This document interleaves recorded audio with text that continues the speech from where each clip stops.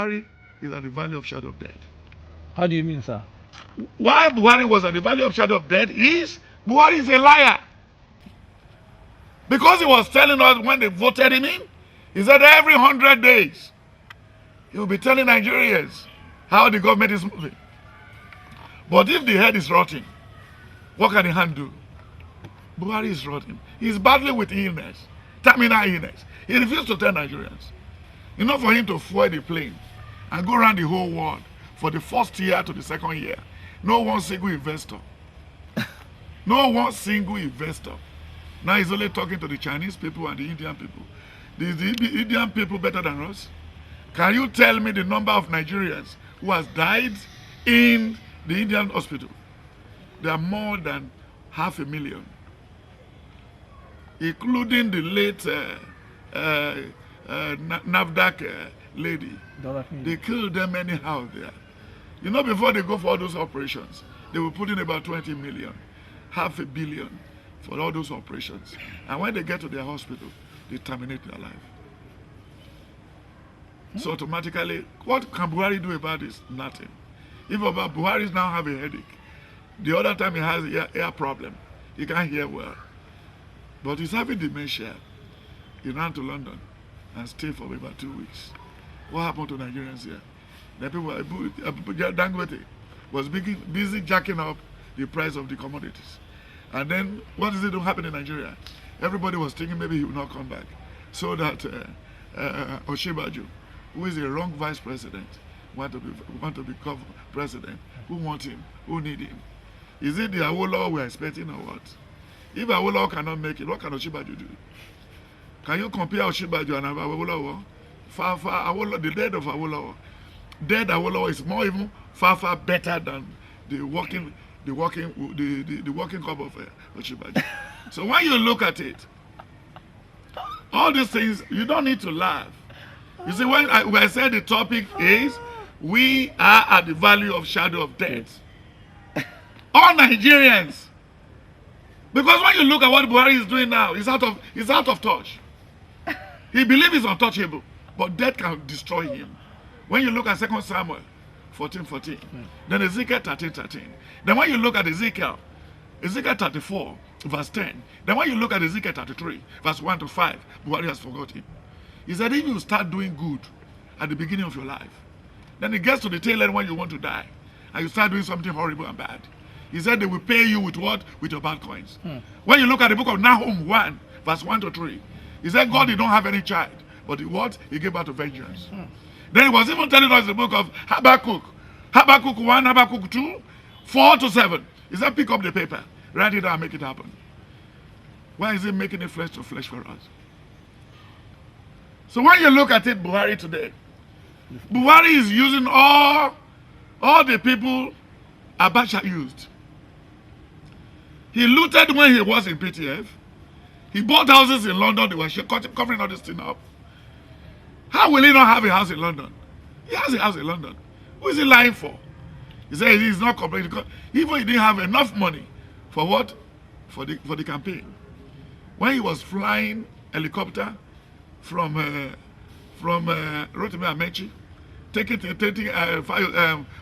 taking the governor of Lagos State before, Babatunde Fashola, when everybody was putting all the money they're supposed to better their state, all the money they used, their location. This one was not paying bailout. He was only fooling Nigerians. He was paying back those money he borrowed from them. Because he was the one that crippled them. He was paying back. Buhari is at the valley of shadow of death. The 5,000 naira for the student. No, the 5,000 for the student cannot come. Maybe he wanted to give to his son. He cannot come. He cannot come. It's a promise that cannot come to reality. Even the one of 100 days has already failed you.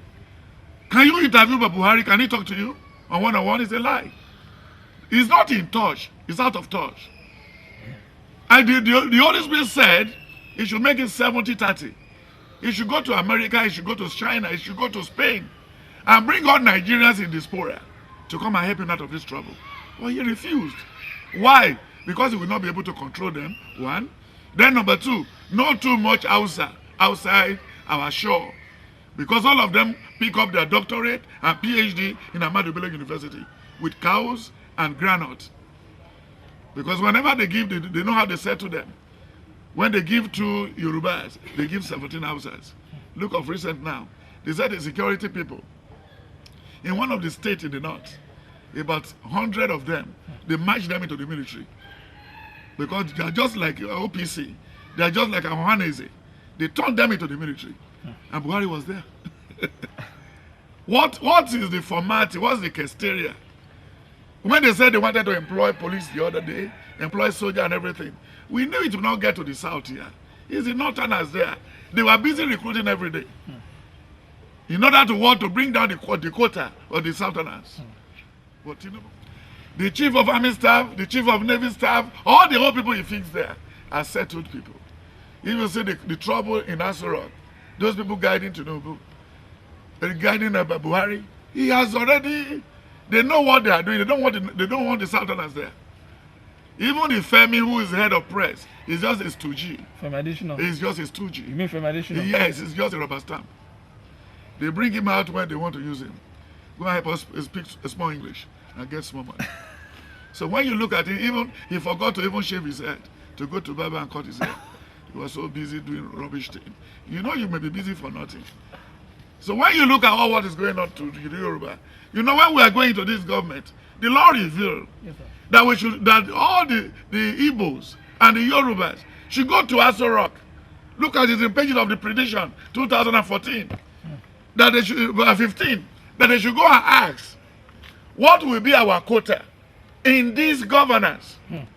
Because I knew, and the law revealed, that the time is coming when they will remove the hand of the Igbos and the Yorubas out of the governance. And what has happened now? Do you know Yoruba is not in tune? They're always there. All the Yorubas that are in government today are redeemers. The members of Oshibaju in Nigeria, those that he knew very well, that he can use to siphon money on this. You know what make Oshibaju to be a cheater, a shameful person? There was a long interview he granted before he came to power. When he goes in there, they put him inside an envelope. Your voice will not be heard here. So automatically, have you ever seen any good man, any short man, who is so good? When you look at Luke 19, verse 1 to 10, even when they were gathering money to bring Jesus Christ to come and minister to the people in the city, Zacchaeus refused to do that. Oshibaju is the Zacchaeus of our time. And very greedy, so self-centered. He didn't know what he wants. Even he didn't know what we want. You know, he was in Lagos, they gave him money. And look at Fowler, all of them. They went in there to go and rubbish the Yorubas. Yeah, Tunde Fowler. When Tunde Fowler was in Lagos, he was more or less a baron. He stole and stole. When the daughter or the son was doing wedding, he was sharing a lot of things. You see, and you are showing this, you are robbing the masses, and you are showing it to them. You are titrating the masses, and you are showing it to them. If that's how they want to do it, let's wait and see. But death is inevitable. Only let it be Caesar what is Caesar. But what they are now doing now, they are writing a letter of different handwriting. But one day, they will die in the hand of the masses. The masses will lose their patience. Have you read the book Animal Farm? If you read Animal Farm, what happened? Go and read Animal Farm. What happened in Animal Farm is what happened in Nigeria now. Laying the eggs. Laying the eggs and not seeing the chicken.